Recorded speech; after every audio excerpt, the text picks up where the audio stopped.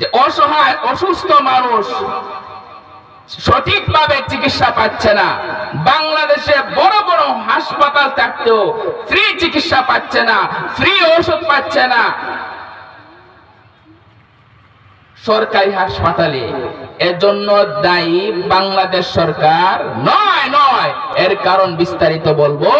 এর জন্য দায়ী হইলাম আমরা জনগণ। মানিকগঞ্জের বাউল সরকার, বাউল না আবুল সরকার নাম, সে আল্লাহকে নিয়ে এত বড় কথা বলেছে, এটা বলার মতো নয়।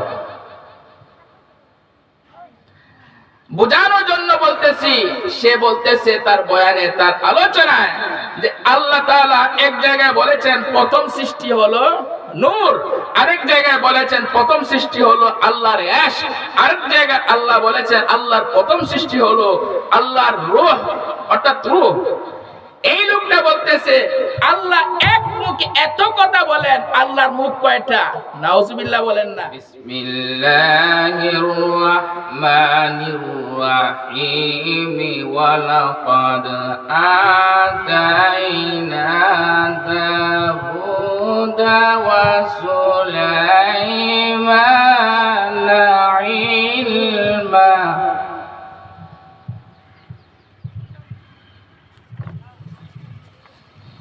وقال الحمد لله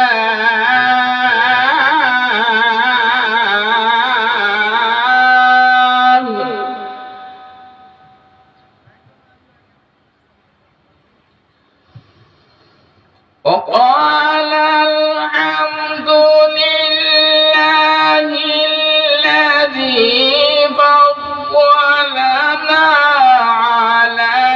كثير من عباده المؤمنين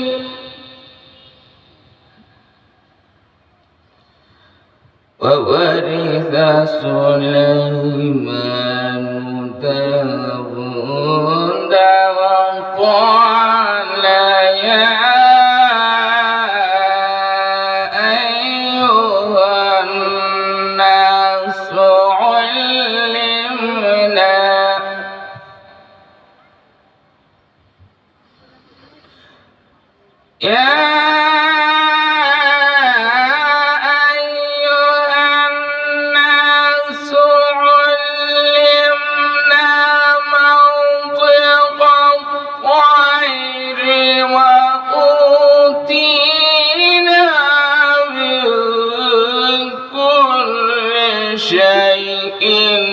إن هذا لهو الفضل المبين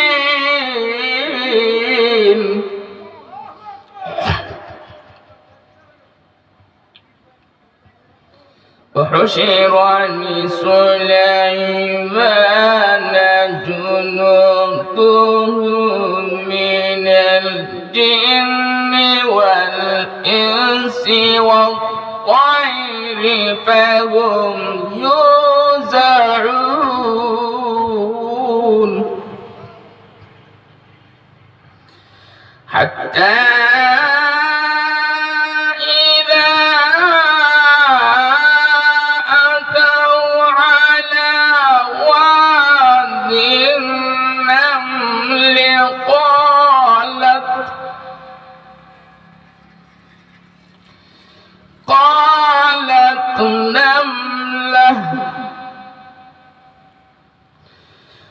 قالت نملة يا أيها النمل ادخلوا مساكنكم لا يحطمنكم سليمان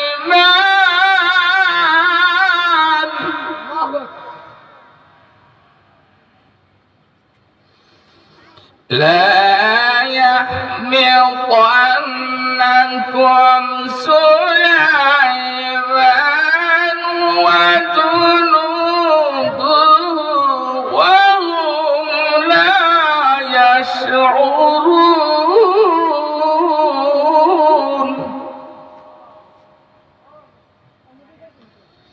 فتبسم ضاحكا من قولها وقال رب أوزعني أن أشكر نعمتك رب أوزعني أن أشكر نعمتك رب أوزعني أن أشكر نعمتك التي أنعمت علي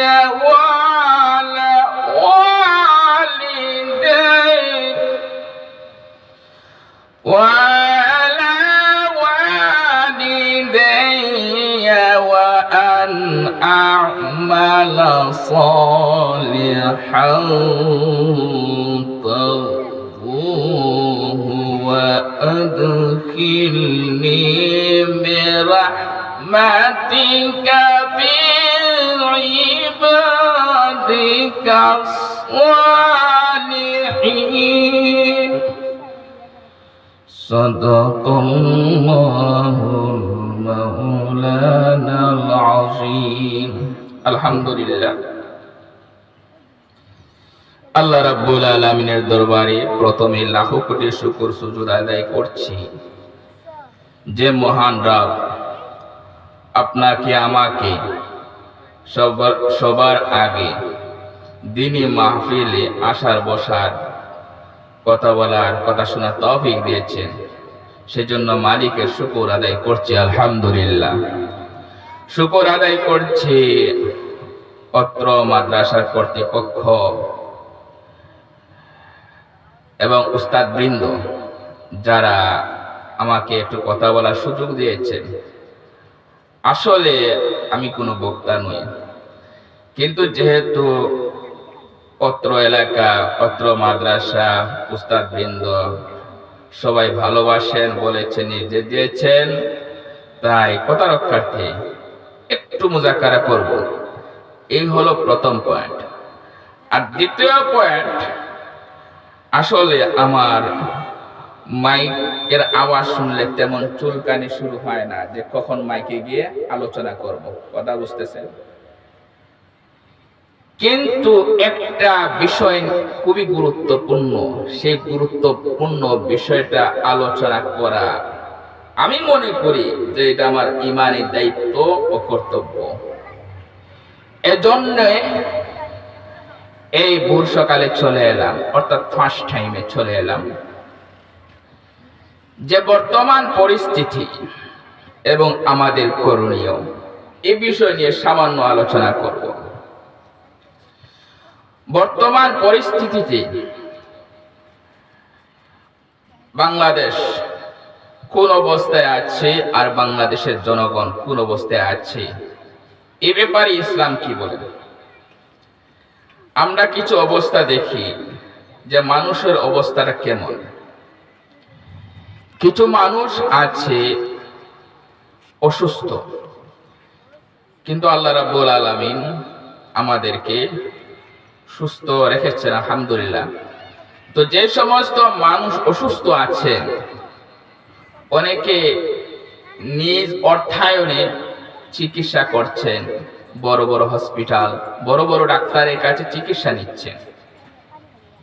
কিন্তু এই বাংলাদেশে অত্র এলাকায় অত্র বড়লেখায় মৌলভীবাজার বিভিন্ন স্থানে বাংলাদেশের কোনায় কোনায় চিপায় চাপায় এমন অসুস্থ মানুষ আছে যারা পয়সার অভাবে চিকিৎসা করতে পারছেন না, যাদের কোনো অভিভাবক নেই, যাদেরকে দেখার মতো কেউ নেই এক আল্লাহ ছাড়া। তো মানুষের মধ্যে তাদের দায়িত্ব কে নিবে? এই দায়িত্ব হলো বাংলাদেশ সরকারের। এখন বোঝার বিষয় হলো গতকালকে এলান শুনলাম, আমার বড় মহব্বতের মানুষ আবুল চাচা, অসুস্থ মানুষ, কিন্তু বাংলাদেশের মধ্যে বড় বড় হসপিটাল আছে, সরকারি হসপিটাল আছে, এই সরকারি হসপিটালের অধীনে ফ্রি চিকিৎসা পাচ্ছেন না। শুধু আবুল চাচা নয়, অনেক চাচা আছেন, অনেক যুবক আছেন, অনেক অসহায় আছেন, যাদের অর্থ নেই, যাদের অভিভাবক নেই, এই চিকিৎসা তারা করতে পারছেন না। এই চিকিৎসার দায়িত্ব কে নেবে? বাংলাদেশ সরকার।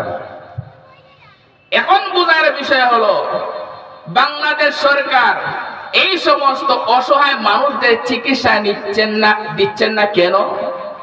আমি বলবো এক্ষেত্রে সরকারের কোনো ভুল নেই। বিষয়টা বোঝার জন্য পরবর্তীতে আলোচনা করব। যে অসহায় অসুস্থ মানুষ সঠিকভাবে চিকিৎসা পাচ্ছে না, বাংলাদেশে বড় বড় হাসপাতাল থাকতেও ফ্রি চিকিৎসা পাচ্ছে না, ফ্রি ওষুধ পাচ্ছে না সরকারি হাসপাতালে। এর জন্য দায়ী বাংলাদেশ সরকার নয়, এর কারণ বিস্তারিত বলবো। এর জন্য দায়ী হইলাম আমরা জনগণ। 2 নম্বর অবস্থা, বাংলাদেশের অবস্থা, মানুষ জায়গায় জায়গায় গুম হয়। এখন আলহামদুলিল্লাহ কমে গেছে। গত 17 বছর আমরা দেখেছি সেটা ছিল গুমের রাজনীতি। যিনি সরকার ছিলেন তিনি তো গুম করার জন্য ঘর বানিয়েছিলেন। এই ঘরের নামটা কি জানেন? আয়নাঘর। খবর রাখেন না। এরপরও এখনো মানুষ গুম হচ্ছে, কারণ ওই জালিমের চেলাপালারা এখনো আছে। 3 নম্বর অবস্থা, এই বাংলাদেশের মধ্যে সঠিক মানের লেখাপড়া নেই। মাদ্রাসার কথা বলবো না, আলহামদুলিল্লাহ স্কুলের চেয়ে শতগুণ মাদ্রাসা শিক্ষা অনেক ভালো। প্রাইমারি বলেন, কলেজ বলেন, ভার্সিটি বলেন, সঠিক মানের লেখাপড়া আর প্রতিষ্ঠান থেকে উঠে গেছে। এর জন্য দায়ী কারা? বাংলাদেশ সরকার নয়। মানুষ গুম হচ্ছে, এর জন্য দায়ী কারা? বাংলাদেশ সরকার নয়, ও দায়ী কারা? আমরা জনগণ। 4 নম্বর অবস্থা, যেখানে সংখ্যাগরিষ্ঠ মুসলমান, সেই মুসলিম দেশে ইসলাম নিয়ে কটূক্তি করা হচ্ছে। শুধু ইসলাম নয়, অন্যান্য ধর্ম, হিন্দু বলেন, বৌদ্ধ বলেন, খ্রিস্টান বলেন, এই দেশের মধ্যে নিরাপদ নয়। হিন্দু ভাইরা খেয়াল করবেন, যখন আমাদের সাবেক প্রধানমন্ত্রী দেশ ছেড়ে চলে গিয়েছিলেন, এই সুযোগে মন্দিরে মন্দিরে হামলা হয়েছে।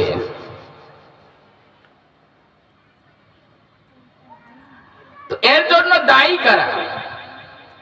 এর জন্য দায়ী হইলাম আমরা জনগণ, বাংলাদেশ সরকার নয়। বিস্তারিত ইনশাআল্লাহ সময় থাকলে বলবো। তদ্রূপ ভাবে এই দেশে মুসলমানদের সংখ্যা বেশি, অথচ মুসলমানদেরকে নিয়ে, মুসলমানদের ধর্ম নিয়ে, মুসলমানদের কোরআন নিয়ে, আল্লাহর বিধান নিয়ে বাজে সমালোচনা করা হচ্ছে। আপনারা যারা সোশ্যাল মিডিয়াতে থাকেন তারা দেখেছেন মানিকগঞ্জের বাউল সরকার, বাউল না আবুল সরকার নাম, সে আল্লাহকে নিয়ে এত বড় কথা বলেছে, এটা বলার মতো নয়। বোঝানোর জন্য বলতেছি, সে বলতেছে তার বয়ানে, তার আলোচনায়, যে আল্লাহ তাআলা এক জায়গায় বলেছেন প্রথম সৃষ্টি হলো নূর, আরেক জায়গায় বলেছেন প্রথম সৃষ্টি হলো আল্লাহর ইশক, আরেক জায়গায় আল্লাহ বলেছেন আল্লাহর প্রথম সৃষ্টি হলো আল্লাহর রূহ অর্থাৎ রূহ। এই লোকটা বলতেছে আল্লাহ এক মুখে এত কথা বলেন, আল্লাহর মুখ কয়টা? নাউজুবিল্লাহ বলেন না ভাই, মুসলমান তো। আল্লাহ এক মুখে এত কথা বলেন, একে মুখ দিয়া বলেন না গোয়া দিয়া বলেন? নাউজুবিল্লাহ বলেন। আবুল সরকারের মতো লোক সে কি বলতেছে? আল্লাহকে নিয়ে সমালোচনা করতেছে। সে সমালোচনা করতেছে। আল্লাহ বলেছেন কুল আউযু বিরাব্বিন নাস মালিকিন নাস ইলাহিন নাস মিন শাররিল ওয়াসওয়াসিল খান্নাস আল্লাযী ইউওয়াসওয়িসু ফি সুদুরিন নাস মিনাল জিন্নাতি ওয়ান নাস। সূরা নাসের মধ্যে আল্লাহ বলতেছেন নাসো, আল্লাহ বারবার বলতেছেন নাসো, কিন্তু নাচবো না কেন? তার সার কথা হলো এটাই। দেখেন, নাচের অর্থ হলো মানুষ, কিন্তু সে কোরআন বিকৃতি করতেছে। তো বাউল সরকারের মতো অতীতে অনেক নাস্তিক মুরতাদ অতিবাহিত হয়েছে, যারা ইসলাম নিয়ে সমালোচনা করেছে, যারা কুরআনের আইন পরিবর্তন করেছে। এর জন্য দায়ী বাংলাদেশ সরকার নয়, বরং আমরা জনগণ। হুজুর, বিষয়টা তো বুঝলাম না, আপনি কি তার সরকার থেকে কিছু খাইছেন? মাত্র না খাই হুজুর, ওই তার ইমাম সাহেব হুজুর, আপনি থেকে সরকারের গুণ গাইরা। সরকারের কোনো দোষ নেই। আওয়ামী লীগ সরকার ছিল, আওয়ামী লীগ সরকারের কোনো দোষ নেই। এরশাদ সরকার ছিল, এরশাদের কোনো দোষ নেই। বিএনপি ছিল, বিএনপির কোনো দোষ নেই। এই সমস্ত কার্যকলাপে দোষ আমাদের। আপনি কি তার গোষ্ঠ খাইছেন? না, আমার বাবাজিরা, বাংলাদেশের মধ্যে ইসলাম নিয়ে সমালোচনা হয়। বাউল সরকার অর্থাৎ আবুল সরকারের মতো ব্যক্তি ইসলামকে অবমাননা করে, কুরআনের সমালোচনা করে, আল্লাহকে নিয়ে বাজে মন্তব্য করে। এর জন্য বাংলাদেশ সরকার দায়ী হতে পারে না, বরং এর জন্য দায়ী হইলাম আমরা। কিভাবে হুজুর? এজন্য দায়ী এজন্য কারণ সরকারকে আমরাই নির্বাচন করি।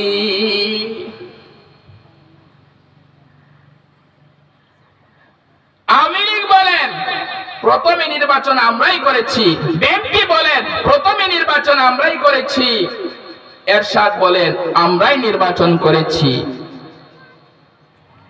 কিন্তু যে দলই অতিবাহিত হয়েছে, কেউ কোন সরকারের অধীনে এই পর্যন্ত মানুষ নিরাপত্তা পায়নি, কারণ আমরা তাদেরকে নির্বাচন করেছি। তাইলে হুজুর, তাইলে আপনি সরকারি যাওকা না ভাই। আমি আসলে কোনো রাজনীতি করি না, আমি কোনো রাজনীতির সদস্য নই।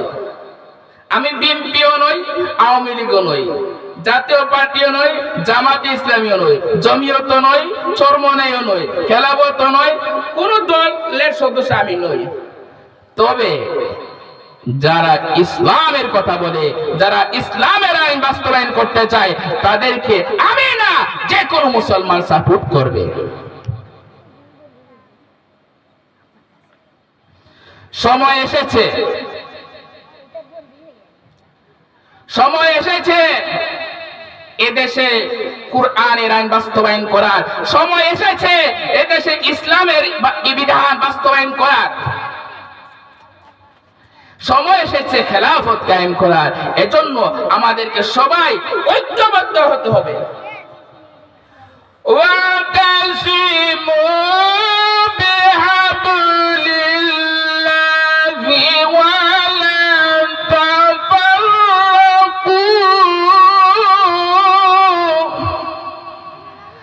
আল্লাহ রাব্বুল আলামিন বলেন, ওরে আমার বান্দারা শুনো, ওরে আমার বান্দিরা শুনো, ও টেকালির মা বইনগল শুনুকা, আর রংপুরের মা বইনগল শুনুকা, যারা এই গুনাহগারের কথা শুনরা শুনুকা।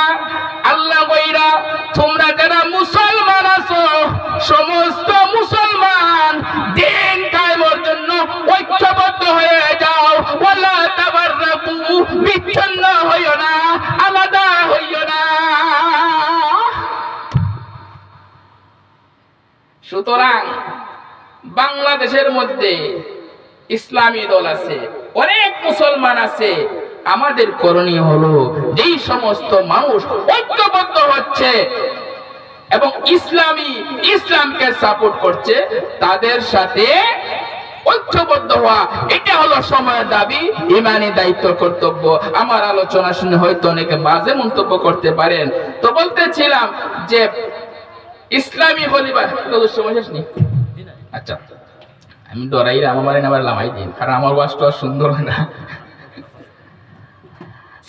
আমার ভুল হইতে পারে, আমি ছোট মানুষ, কথা বলছেন।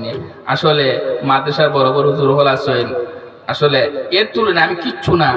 আমি ছোট মানুষ হিসাবে আমার ভুল হইতে পারে।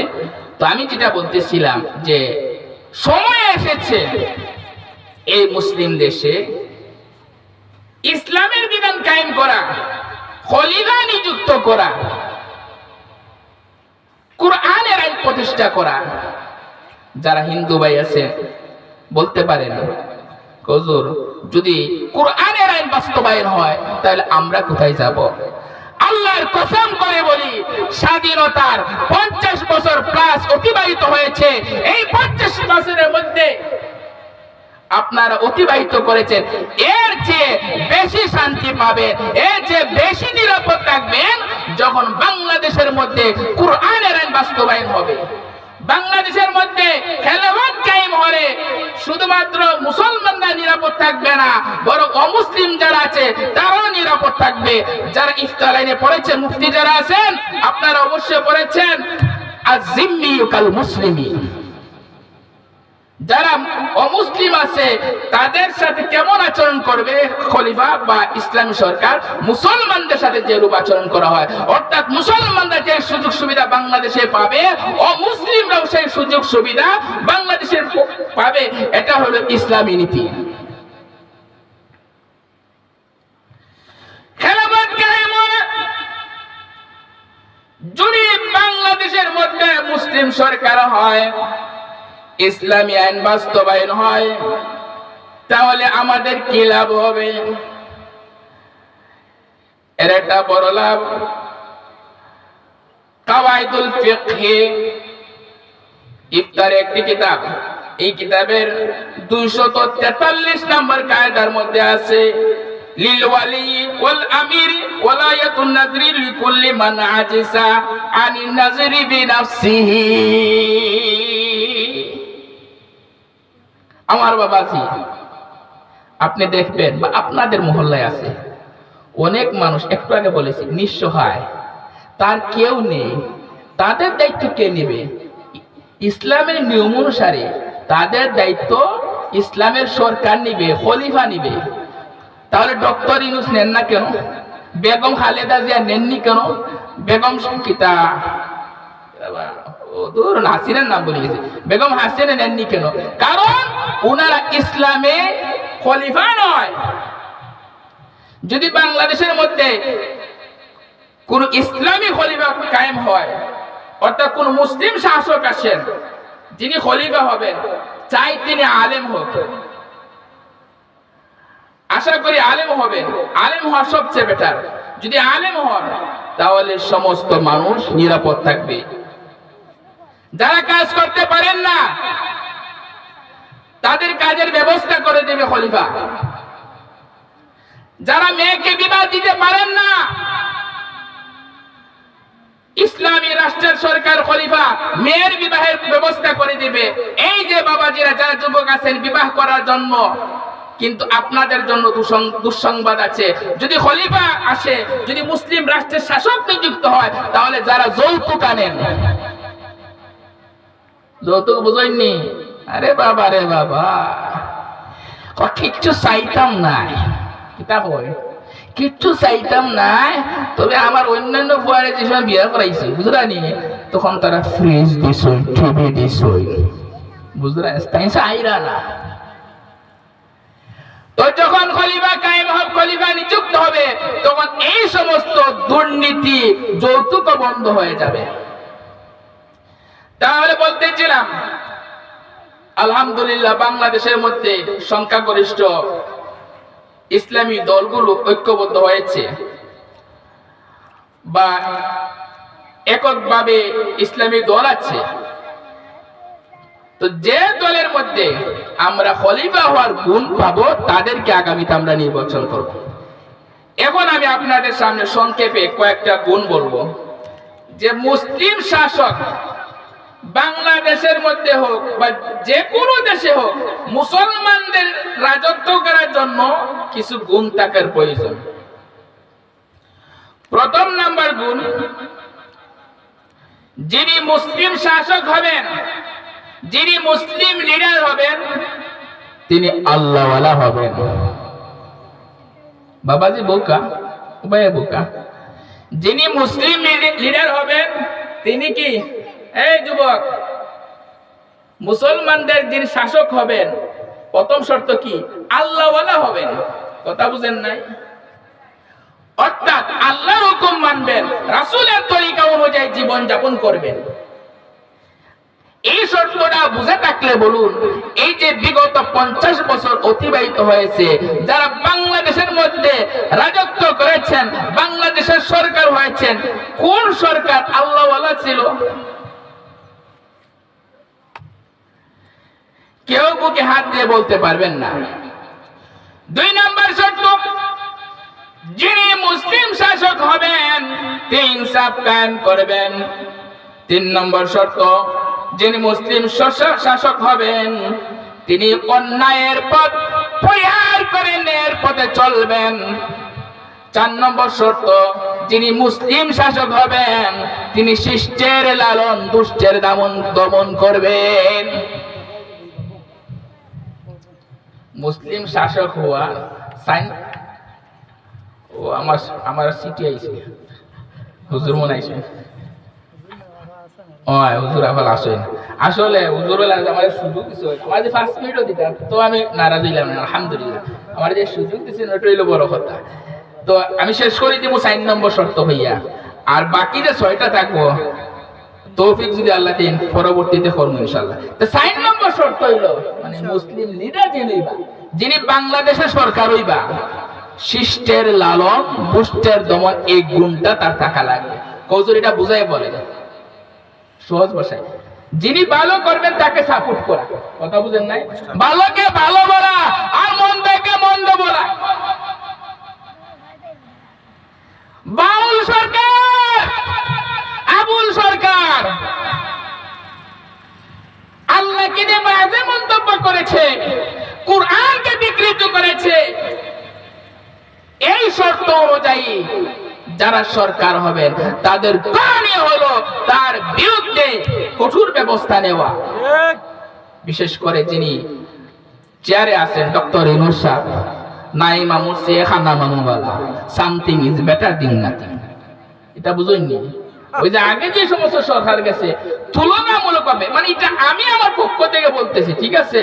নাইম আমুর সে খানা মামুবালা, যদিও অনেকে আমরা বলি বা আমিও বলি সুৎখোর, কিন্তু নাইম আমুর সে খানা মামুবালা। তো ওই ডক্টর ইউনূস সাহেবের উচিত হলো বাউল সরকারকে, আবুল সরকারকে ফাঁসির কাস্টে ঝুলানো। কারণ সে আল্লাহকে নিয়ে মন্তব্য করেছে, আল্লাহর বিরুদ্ধে গান গাইছে, কুরআনকে নিয়ে মন্তব্য করেছে। সে যদি তওবা না করে, সেই নাস্তিককে, সেই মুরতাদকে ইসলামের অনুযায়ী সমস্ত মুসলমানের প্রাণের দাবি ওই নাস্তিক বাউলকে ফাঁসির কাস্টে ঝুলানো। আল্লাহ রাব্বুল আলামিন আমাদের সবাইকে আমল করার তৌফিক দান করুন। সবিশেষে একথা বলবো, মতামতার দলাদলি, মতামতার দলে দলি, পায় নিচে দেব ফেলি, মধুর টানে টান ধরিব ইল্লাল্লাহ রাজা।